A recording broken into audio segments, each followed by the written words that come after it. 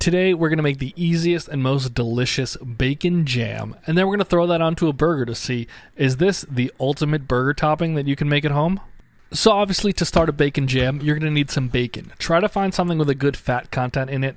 Don't look for like the extra smoked stuff, but the normal regular bacon that is smoked is going to be totally fine. And we're just going to chop that up into little strips. It'll break up into further pieces later on in this recipe and while it cooks. And now we're just going to throw that into a Dutch oven. You can do this in a cast iron if you want, on very low heat, no extra oil. And we're going to let this cook for about 15 minutes. While that bacon's cooking though, throw me a comment, throw me a like. That really helps engagement this time of year, especially for cooking content, and it'll go so far, and it's such an easy step. So please, thank you. As you can see, that bacon though does break up once you move it around a little bit, once it gets a little bit of heat. So that's why you don't need to pre-separate it. And now we're just going to let this cook. It will naturally do its thing. While that's cooking, we're going to chop up an onion. If you want your bacon jam to have like long, stringy pieces of onion, that's totally fine. Cut it that way. But I like it to really break down and become really homogeneous in the sauce. So I'm going to do just a small dice on this. That's about 1 cup's worth, and just push that off to the side. Once my bacon hits that foamy point, that's as far as I want to take it. I don't want to burn this bacon. It is going to continue to cook at the end. So once it's foaming, I'm going to pull it out, throw it onto some paper towel to remove any excess grease. You don't need that towards the later steps of this, so draining it will really help. And now we're going to cook the onion.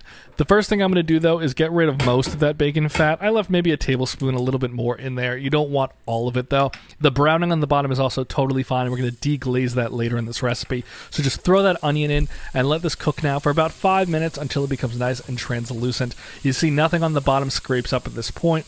As the onions let out some of their water, it will help a little bit, but you can see it's still plenty sticking to the bottom. We'll take care of that in a second. The first thing we're going to do, though, is add a clove of garlic.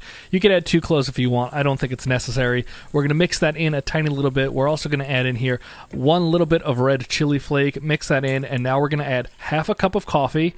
We're going to add a third of a cup of apple cider vinegar. On top of that, we're going to put in a little bit of maple syrup. I like to do this to taste, so we're going to put in about 1 or 2 tablespoons to start.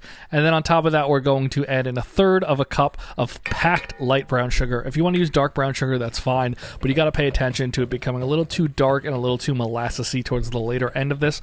That's why I prefer the light brown sugar, but you could use whatever you like and make a few versions of this and see which one you like best also. Once we bring this up to a boil, though, we're going to now add that bacon right back in, and then we're going to turn that heat down and let this kind of cook very slowly on as little of a simmer as you could possibly get for right around an hour, possibly an hour and a half. The goal is going to be to get all that liquid to cook out and become a very nice syrupy consistence. You'll see it when it gets there, and I'll show it to you, but just keep this as low as you possibly can for the next hour at least. Here we are at around the 30-minute mark. You can see it is reducing nicely, but there's plenty of loose liquid.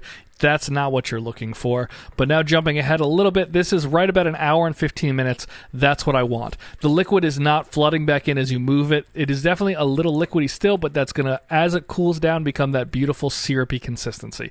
So we're going to throw that all now into a food processor. You don't need to do this. You could leave that last step as your finished product if you want really big pieces, but I'm just going to blitz this up, get it a little more tightly cut, and that's what I'm looking for. That's a beautiful consistency for a bacon jam, in my opinion.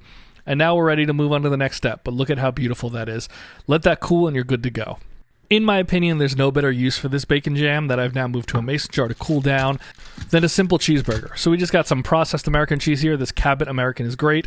And now I'm just going to cook this burger. I'm not going to bore you with every step, but I do want to show you that I am using the Misa nonstick, the carbon steel here. People didn't think I was actually using it, so I wanted to show it in use. But just cook that burger off however you like to cook a cheeseburger. And now we're going to assemble this. I have the buns nice and lightly toasted. Add whatever condiments you like, but I'm going to do just a little bit of mayo. But if you want to throw a tomato, lettuce, whatever you want on this, go right ahead. But I want to showcase that bacon jam. So once I get that burger on, I'm going to just throw on maybe a spoon and a half worth. But you can see as it cooled here, it's really tightened up. There's no oil or liquid seeping out. It is just a nice cohesive jam. And now we're ready to taste this. I'm really excited. I think it came out great. I'm just going to give you a little cross section here to show you what it looks like. But it sits on that burger very nicely as a topping. It's not going to spill off of the sides. It would probably even be great if you stuffed a burger with this. Maybe we'll try that at a later time. But the taste, it is incredible. You get salty, you get sweet. It's everything you want on a burger topping. And you can make this stuff, throw it in your fridge. It'll last probably 3 or 4 weeks in an airtight container. So definitely give this a try and make a burger. And it is going to absolutely blow your mind with how great it is.